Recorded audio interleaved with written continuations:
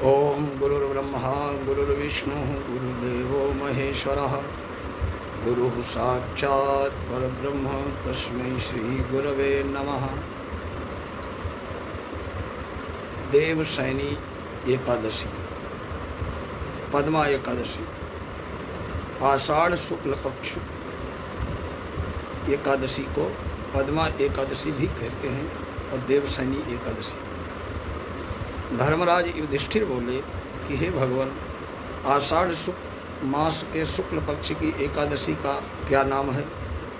उस दिन कौन से देवता की पूजा होती है और उसकी विधि क्या है? इसे सविस्तार पूर्वक मुझसे कहिए। श्री कृष्ण भगवान बोले कि हे राजन, एक समय नारद जी ने ब्रह्मा जी से यही प्रश्न पूछा था। तब ब्रह्मा जी बोले कि हे नारद, इस एकादशी का नाम पद्मा एकादशी है। इसका व्रत करने से भगवान विष्णु प्रसन्न होते हैं। मैं यहाँ एक पौराणिक कथा कहता हूँ, ध्यानपूर्वक सुने। सूर्यवंशी राजा मानधाता एक राजर्षि थे। एक समय उस राजा के राज्य में 3 वर्ष तक जल की वर्षा नहीं हुई, जिससे राज्य में अकाल पड़ गया और प्रजा अन्न की कमी के कारण अत्यंत दुखी रहने लगी। एक दिन प्रजा राजा के पास जाकर प्रार्थना करने लगे कि हे राजन, समस्त विश्व की सृष्टि का मुख्य कारण वर्षा है। इसी वर्षा के अभाव से राज्य में अकाल पड़ गया है और अकाल से प्रजा मर रही है। हे राजन, आप ऐसा कोई उपाय बताइए जिससे से हम लोगों का दुख दूर हो। इस पर मानधाता बोले कि आप लोग ठीक कह रहे हैं, वर्षा से ही अन्न उत्पन्न होता है। वर्षा न होने से आप लोग बहुत दुखी हैं। राजा के पापों के कारण ही प्रजा को दुख भोगना पड़ता है। अब मैं बहुत सोच विचार कर रहा हूँ, फिर भी मुझे अपना कोई दोष दिखाई नहीं दे रहा। मैं आप लोगों के दुख को दूर करने के लिए बहुत प्रयास कर रहा हूँ। ऐसा कहकर महाराजा मानधाता भगवान की पूजा कर कुछ मुख्य आदमियों को साथ लेकर वन को चल दिया। वहाँ वो ऋषियों के आश्रम में घूमते घूमते अंत में ब्रह्मा के पुत्र अंगिरा ऋषि के आश्रम में पहुँचा। वहाँ मुनि अपने नित्य कर्म से निवृत्त हुए थे। राजा ने उनके सम्मुख प्रणाम किया। मुनि ने उनको आशीर्वाद दिया और बोले कि राजन, आप कुशलतापूर्वक तो हैं, आपकी प्रजा भी कुशल पूर्वक होगी। आप इस स्थान पर कैसे आए हैं सो कहिए। राजा बोला कि हे महर्षि, मेरे राज्य में 3 वर्ष से वर्षा नहीं हो रही, इससे अकाल पड़ गया है, प्रजा दुख भोग रही है। प्रजा को कष्ट को दूर करने के लिए कोई उपाय बतलाइए। इस पर वो ऋषि बोले, राजन, ये सतयुग सब गुणों में श्रेष्ठ है, सब युगों में श्रेष्ठ है।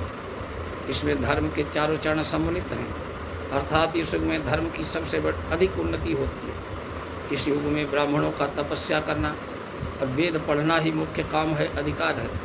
परंतु आपके राज्य में एक शूद्र इस युग में तपस्या कर रहा है। इस दोष के कारण आपके राज्य में वर्षा नहीं हो रही। यदि आप प्रजा का भला चाहते हैं तो उस शूद्र को मार दीजिए।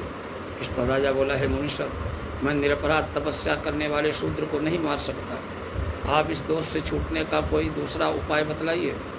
ऋषि बोले, राजन, यदि ऐसा तुम नहीं चाहते हो तो आषाढ़ माह के शुक्ल पक्ष की पद्मा नाम की एकादशी का विधिपूर्वक व्रत करो।